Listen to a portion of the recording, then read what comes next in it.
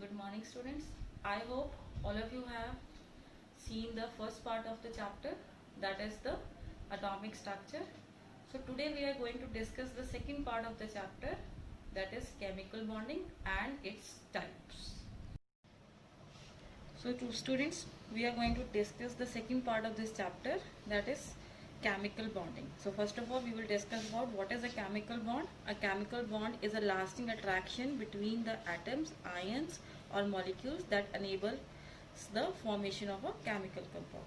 Now children, the bond may result from a electrostatic force of attraction.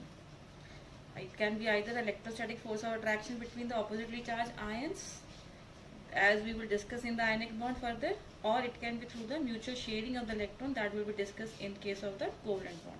Now basically there are three types of bonds, but in our syllabus we will be discussing only two types, that is the ionic or electrovalent bond, and the second is the covalent bond. So now let us begin. What is electrovalent or ionic bond? Now children, keep in this mind that electrovalent or ionic bond is a bond which is formed between the metals and non-metals. You can see here, you must be knowing that the metals are having 1, 2 or 3 valence electron in their outermost shell, and they have the tendency to lose their valence electron. So they can combine with the non-metals which are having the 5, 6 or 7 electron in their outermost shells. Thus they will have a tendency to gain the electrons. So it means the metals, or we can say the metallic elements which are having 1, 2 or 3 valence electron, they will lose the electron to follow the octet rule. Octet rule is what? That at least they will try to get a stable electronic configuration of 8 in their outermost shell. So they will give that electrons, and it will become a positively charged ion, that is known as the cation. So they will form a cation. Like you can see here, sodium. Sodium is having one extra electron. Its configuration is 281. So it will lose one electron and it will form sodium ion. So that is a metallic element whose one atom readily loses electron to form a positively charged ion, that will form an electropositive element. Whereas you can see chlorine. Now chlorine, that is a non-metallic element, its electronic configuration is 287. It just need one more electron to complete its octet. So it will gain one electron and it will get a negative charge. So whenever metal is losing electron, it will get a positive charge. That's why it is called electropositive. Whereas the non-metal, it will gain one electron and it will be called as an electronegative element. So in this way, cation and anion are being respectively formed. They attract each other.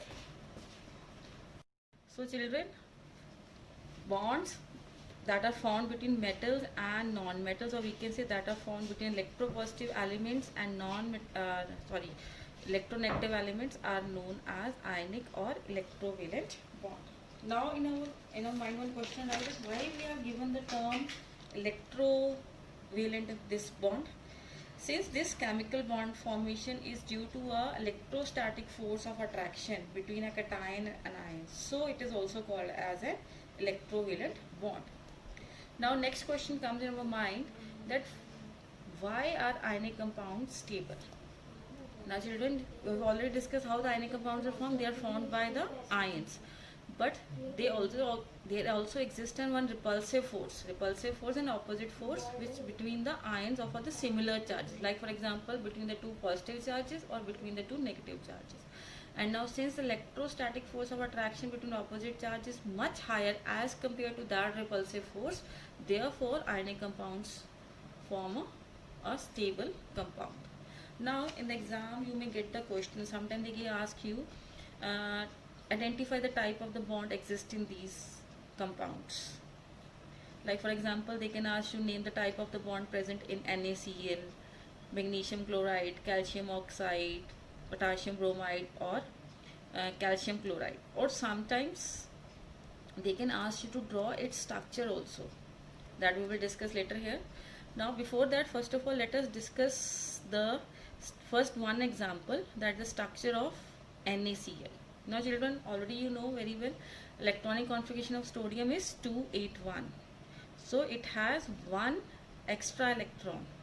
It need to get stable by losing this one electron, so it will lose one electron and form an cation. And whereas of the chlorine, the electronic configuration is 287, so it need one more electron to attain its stability of the octet, so it will gain and it will form anion. So NaCl is a compound which is formed by a combination of anion and a cation. So one metal is giving one electron, whereas non-metal is taking one electron. So which is gaining, that will be represented by a negative charge, so that's why chlorine is having a one negative charge, and which is losing, that will get a positive charge, that is one, it is losing one electron, so that will get a one positive charge. So in this way the structure is being formed. Next they can ask you to show the electron dot structure or the Lewis dot structure or orbital structure of this, that we can see here. Now this you can see the orbital structure. In the shells we are representing the number of, over here we are showing only the valence electrons which are present here, that are shown here 287, 281, and this is of chloride. Now so they can ask you to draw this diagram. So you can say cation sodium and anion chlorine are attracted towards each other. They are again attracted, and due to electrostatic charge, electrical charge, they exist a bond between them. And this is their electron dot structure also they can ask you. Similar examples are given of, this is electron dot structure you can see. Here we are representing only the outermost electron. Chlorine is having 7 and sodium, so one sodium is giving to the chlorine. So sodium will get a positive charge and chlorine will get a negative charge. Similar example is given of magnesium chloride. So here also electronic configuration of magnesium is 282, and it is having 2 extra electrons. So it will lose 2 electrons and it will get a 2 positive charge.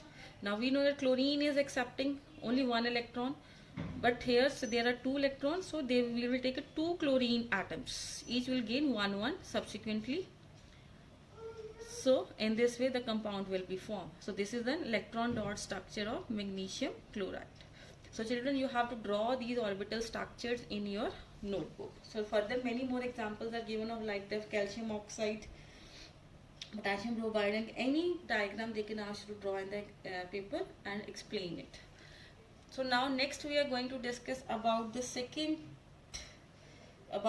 chemical properties of an electrovalent compound. So children, first property is that they are hard, brittle, crystalline solids.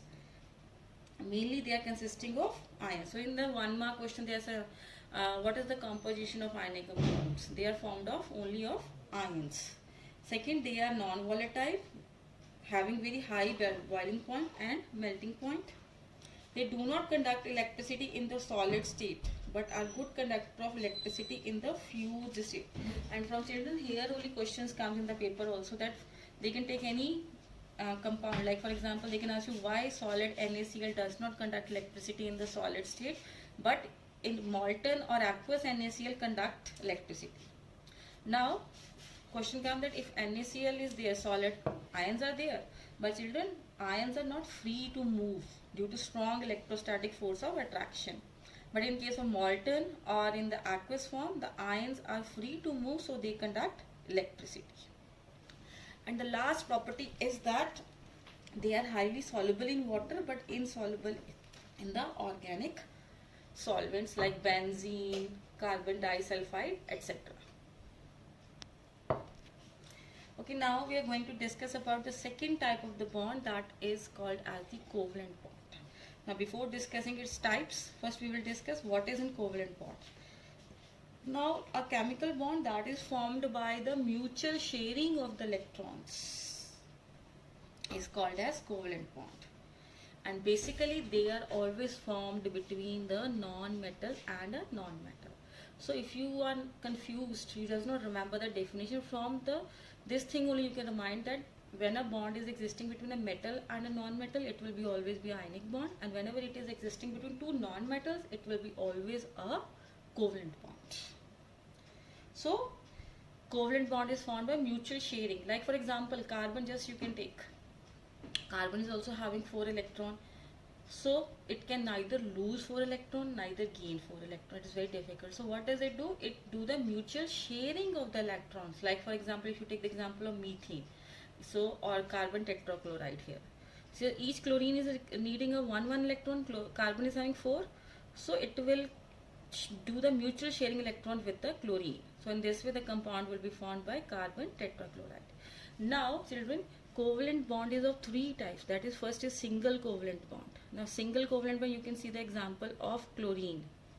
When just only a 1 pair of electron is being shared, that type of bond is known as the single covalent bond, and it is denoted by single line. You can see it is short line between the two atoms. Like for example of the hydrogen, each is having 1 electron, so they will share, the mutual sharing will be done by both the atoms of the hydrogen, and it will be represented by single line.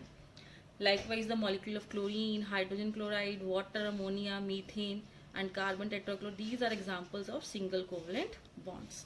Similarly, next comes the double covalent bond. It is formed by sharing of 2 pairs of electrons between the atoms. Like for example, we can take oxygen. There, that it contains a double bond between, because 2 pairs are there. And the third type is the triple bond, that is triple covalent, when a 3 pair of electrons are being shared, and 3, it is represented by the 3 lines, as you can see in this nitrogen. So there are some examples more of this combination of, sometimes there is a combination between single bond as well as double also, or it can be a triple bond. Like ethene molecule has 1 double, you can see here there is 1 double between the hydrogen, and between the carbon it is a double bond. So they can be in combination also. So in this way covalent bond is formed. Now next questions comes, what is covalency? Now covalency is the number of the electrons that are taking part in the formation of bond. Like in the hydrogen, 1 pair is taking, so 1 electron, so covalency of hydrogen would be 1. In the oxygen, 2 are taking, so covalency of oxygen would be 2. Nitrogen, 2 electrons are taking part in the bond formation, so in nitrogen 3 are taking, so that's why its covalency would be 3. Now next topic which we are going to discuss is about the non-polar and polar covalent compounds.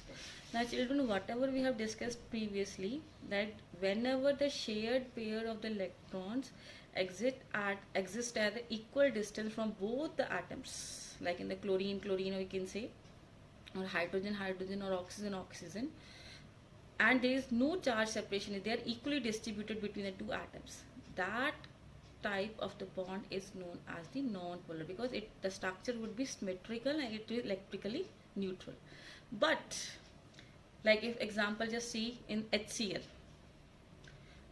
In HCl, the chlorine is more electronegative, means it has more tendency to attract the shared pair towards itself as compared to hydrogen. So the shared pair will be moving more towards the chlorine, and due to that chlorine will get a partial negative charge and hydrogen will develop a partial positive charge.